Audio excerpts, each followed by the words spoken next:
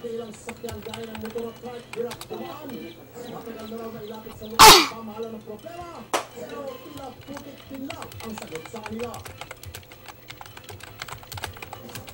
Pilit po namin tinatawagan kanina pang umaga itong kanilang city engineer na si Engineer Arnel dito. Subalit ayaw pong sumagot ni engineer. Hindi ko po alam kung ang dahilan. Engineer, sumagot ka naman. Araw-arawin ka namin. Ang gusto lang namin kasi maayos yung kalsada para sa mga kababayan natin dyan sa San Jose del Monte, Bulacan. Ngayon din sa iyo, Mayor. Ano po? Abay, ayusin mo yung kalsada na yan dahil babalikan po namin kayo next week. Samantala, bukas po ang video bandido sa mga kuha ninyo ng kabalastugan o problemang dapat aksyonan. Magpadala ng pruweba, kuha pa ng cellphone o video 094740064005 o mag-email lamang po sa video bandido Kita niyo ba ang video nila na sa'yo? Makakaasa kayo ng aksyon. Wala yung video? Wala ko nagtanaw. Nasa ko na. Tama yun si Rufa Gutierrez sa bangayan ni Rama at Amalia Fuentes. Sa exclusive interview ng News 5 kay Amalia, wala na raw aatrasan ang dating actress. Ikwento mo, Laila Chicador. I am leaving my comfort zone just to attack all the Gutierrezes. Be ready. Abangan mo.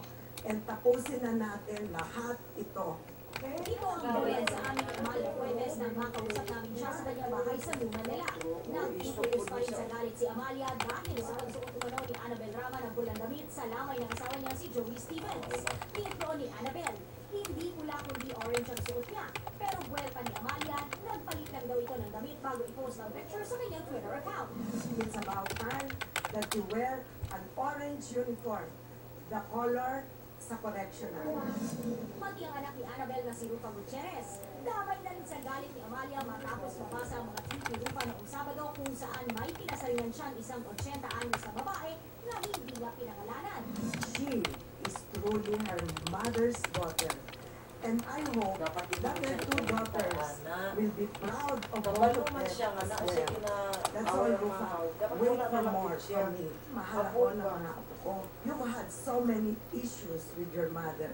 Worse than me because ako hindi ako nananakit na katulad mo. As far as my being 80 years old, I'm an aging movie queen. Your father is an aging out-of-work actor. Too bad for you. Kawawa ka naman, Rufa.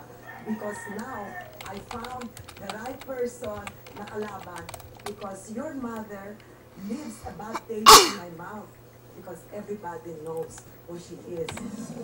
Wala na nga raw atrasan ito, sabi ni Amalia, at marami pa raw siyang pasabog laban kay Annabel.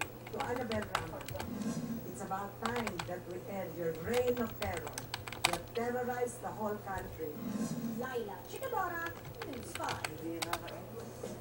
Abangan ang panig naman ni Rufa Gutierrez tungkol sa mga banat ni Amalia.